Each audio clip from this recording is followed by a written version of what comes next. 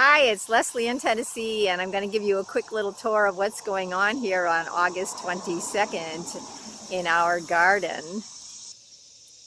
We were having a problem with rabbits, and so we needed to do something because they were eating my cover crop, which was a legume. So we added two squares of wood, each about 6 inches high, and just stack them on top of each other and then put a screen. We had some old screens around. We put that on top, and then I had to replant because they had eaten everything that I had. So we went ahead and put lettuces and spinach in this bed, which was in here. It was for maybe it's about 6 weeks. And it was all lettuces and greens, and we harvested a couple pounds of nice, beautiful greens out of this small area.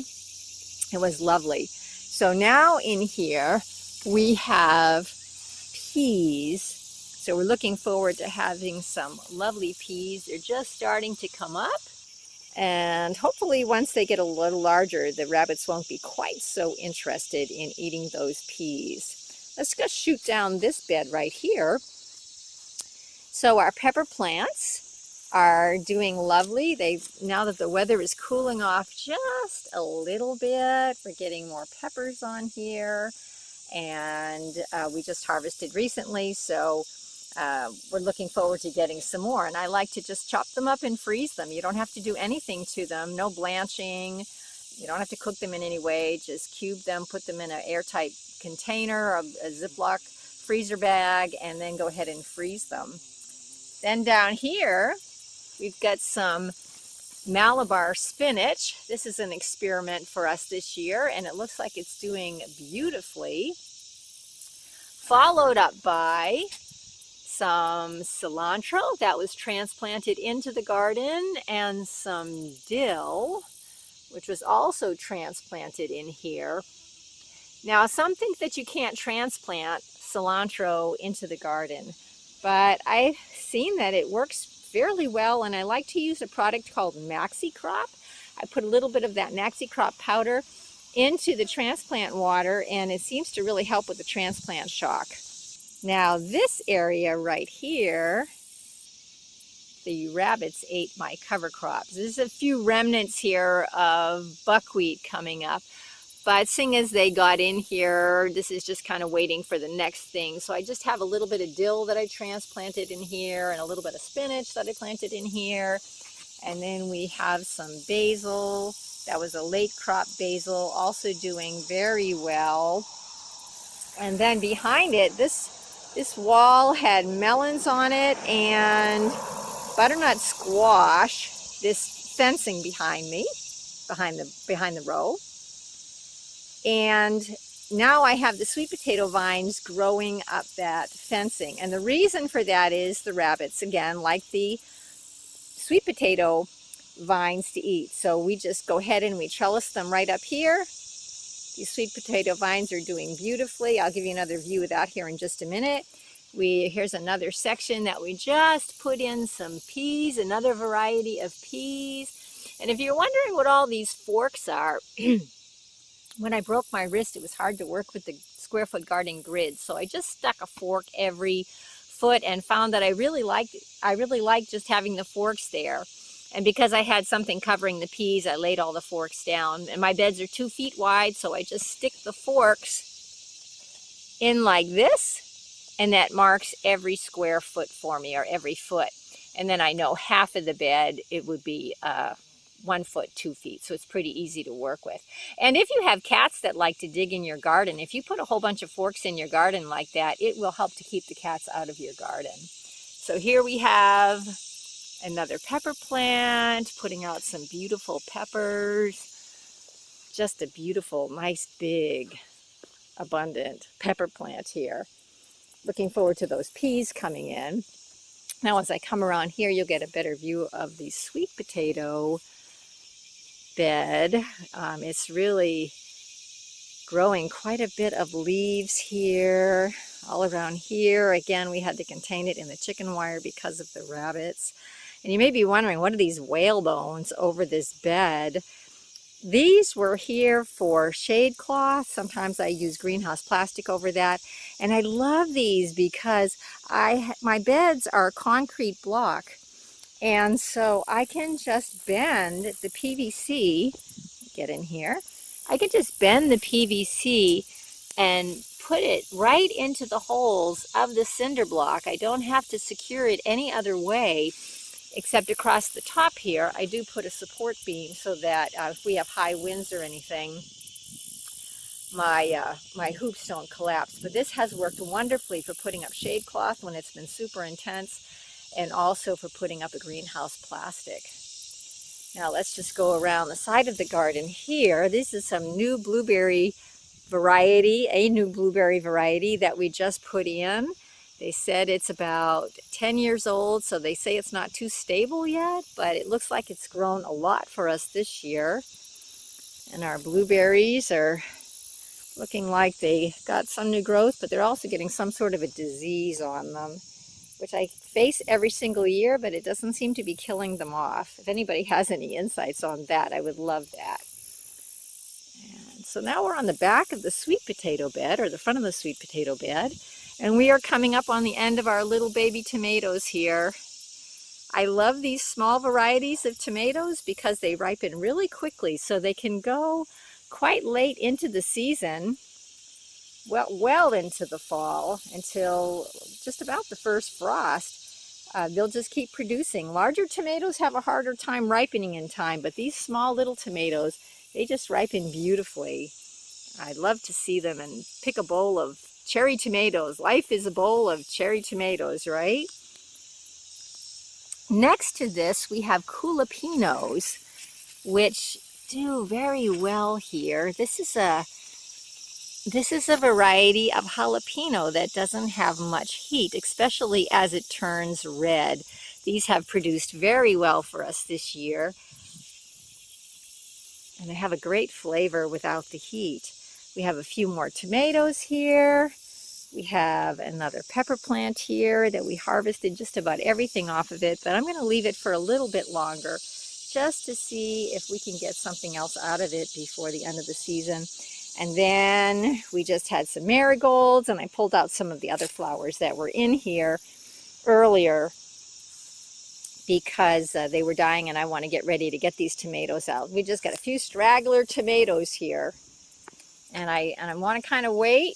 I don't eat fried green tomatoes, but I do eat ripe tomatoes, so we're going to try to hold off and hope that these tomatoes will have a chance to ripen before the end of the season. And then this bed is going to go to a cover crop for at least a month or two, and then maybe something else in the fall. Then we have a rosemary plant. Let me get under here. We have a beautiful rosemary plant, and we've got some thyme, and I love thyme. Ever since we lived on Grand Cayman for 11 months, where they would make their amazing, what they called rice and peas. Here in the States, we would have called it rice and beans, but they put thyme in the rice and peas, and it was so delicious. I hadn't been much of a thyme eater before then, but good stuff. Let's continue on. So this bed was just cleaned out this week. You can see all my little forks here. I've transplanted some beets into this bed, just a few, because I'm going to be succession planting these. I'll thin them out as they get a little bit bigger. Now you may say, can you transplant beets and carrots? Well, this is an experiment for me this year, because I started soil blocking, and I'm thinking if I plant a soil block, I'm not going to really be disturbing the roots very much. So these are all started in a soil block, as well as many of the carrots that I've planted this year. Carrots like to germinate in cooler weather, and I needed to germinate them in the house where it was cooler, so we started them in the soil blocks, and then we transplanted them out. We have just a few stragglers left here on these tomatoes. We're going to try to get every tomato we can out of our tomatoes this year. And even down here where there's just a couple of them, well, 3 of them, we're just going to hang on and see if we can get some out. They're not taking up much room here. And that brings us down to the carrots. This bed, the carrots germinated a little bit unevenly, and so I recently transplanted in a few more in between the ones that were further along their journey. Now, these beds are cinder block height or concrete block height, so they are about 8 inches deep. But I wanted something deeper for my carrots, so I did what we call in square foot gardening. I put on what we call a top hat, and that's just to add another box on top of the bed where you can add a little bit more soil and give you another maybe 4 inches so that you can grow longer root crops if you wanted to grow something like carrots. So that has worked really well. And then you can see some wire hoops on here that I stuck in. And the carrots don't like the super intense heat, and we've had some really intense heat. So I just put a shade cloth over the top of that. A lot of the beds are empty right now because I haven't put in the winter crops yet or a cover crop for the winter. But that's okay, we're going to get on that as soon as we can. We've been painting our house right now, so that's kind of taking second fiddle. But I've got to get on with this because you can't play with the fall crops. You've got to get them in before the days get too short for them to come to maturity. Now what we have here is bush beans. Now 2 different varieties. I have one called Rock Door, and that is a seed that I get from Renee's Garden Seed. And then I just have a Burpee's yellow string bean. Those should be coming on pretty soon. We have lots of flowers. And I see some things in there pollinating, and so I'm looking forward to getting some wonderful bush beans out of this bed before the cold weather comes in. And then this is a legume, so it's nice to have this crop in here. I may put some greens in this bed after that comes out, something like spinach. Next to that, we have some more peas. These cute little peas just coming up. I love to see them. This is another variety. So I have 3 different varieties of peas, some snap and some edible hull. And those will be wonderful. And I grow a short pea that does not need to be trellised. And they're planted tight enough that they should hang on just fine. Up here, I have a zucchini that was just put in, maybe 3 or 4 weeks ago. This is a vining zucchini, so we're going to trellis it up this trellis.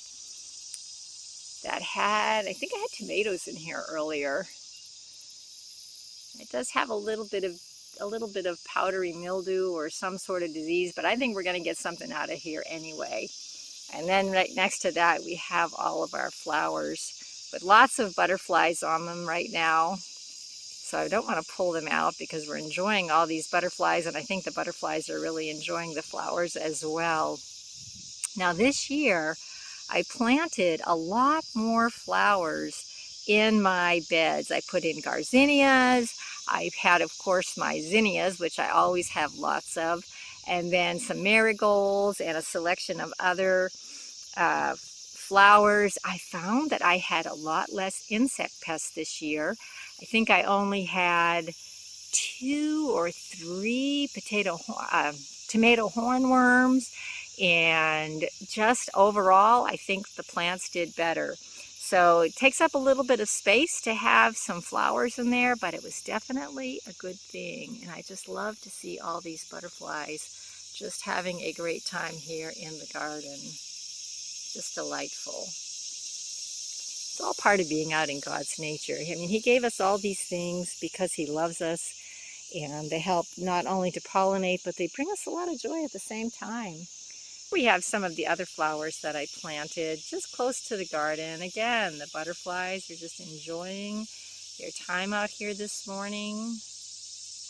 Very beautiful. They're on their way, these flowers are on their way out, but they don't seem to care. The butterflies are still going for it.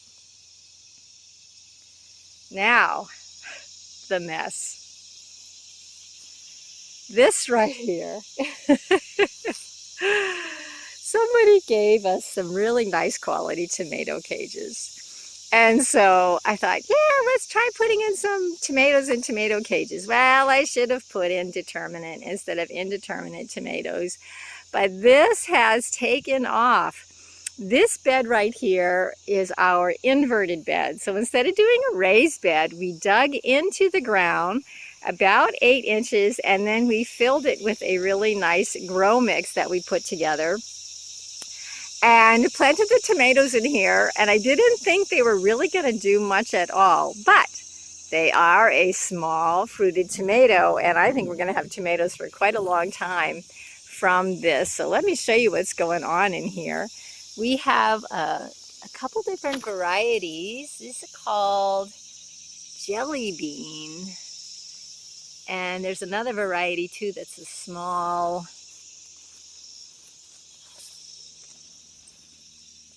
there's another variety in here too that is a small tomato.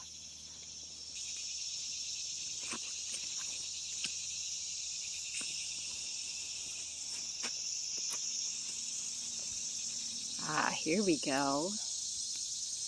We've got a lot of beautiful little tomatoes. I believe that this is going to produce for quite a long time for us and give us a wonderful amount of small tomatoes. Oh, I just want to pick and eat them.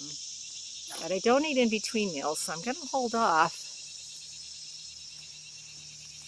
I thought about pruning this bush back, but hey, it's producing beautifully. There's no disease, there's no bugs, so we're just going to get everything we can off of here and just appreciate the huge blessing of this basically volunteer tomato. Now you may be wondering, what's all that dead stuff on this side over here?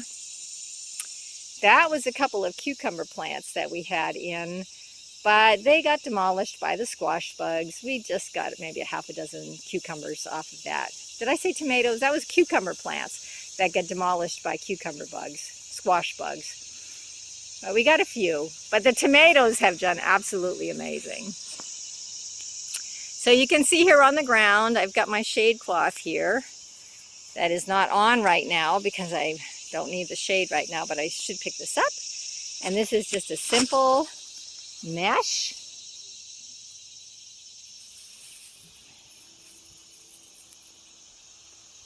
That helps to block, and you can get these in different varieties of blocking. Some of them are 40%, 50%. You just look on and see what you think that you need. Let's go head over and just take a quick peek in the greenhouse. I have a couple of more top hats here. These are 1x3 top hats for doing carrots. They're stacked on top of each other.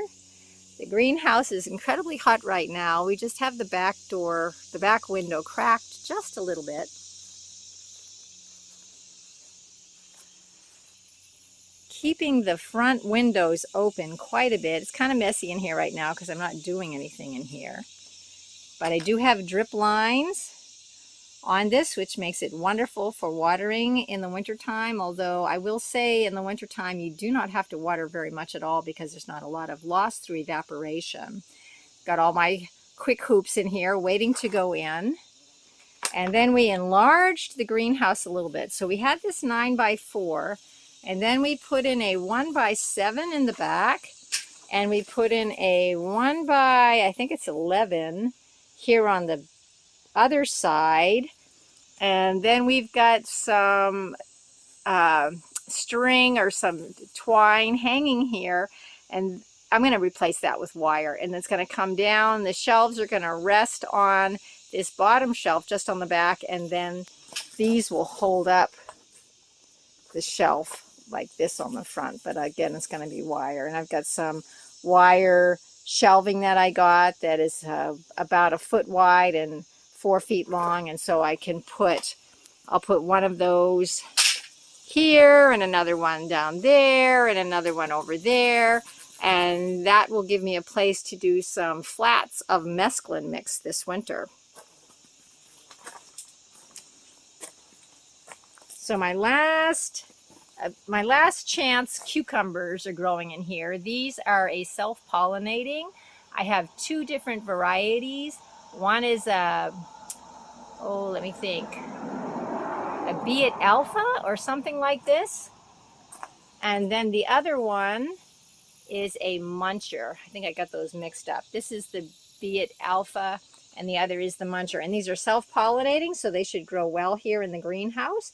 And I will just trellis them along the wall here. I'll put some fencing or something up along this inside and just make a trellis. Or maybe I'll just hang a string from the ceiling and let them climb right up the string. You know what? I think that's a better idea. I'm going to do that.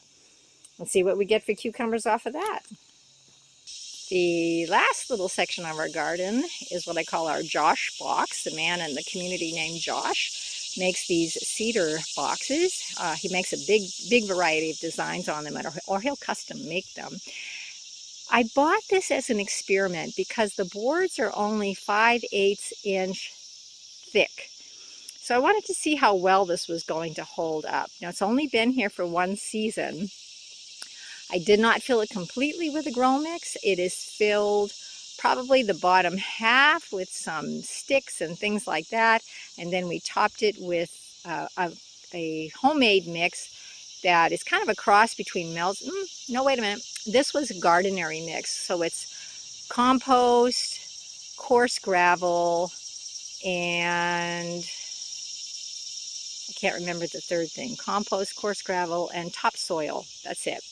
And everything has grown really well in here. Of course, it's very raised, so it does dry out rather quickly, but I just water it every day.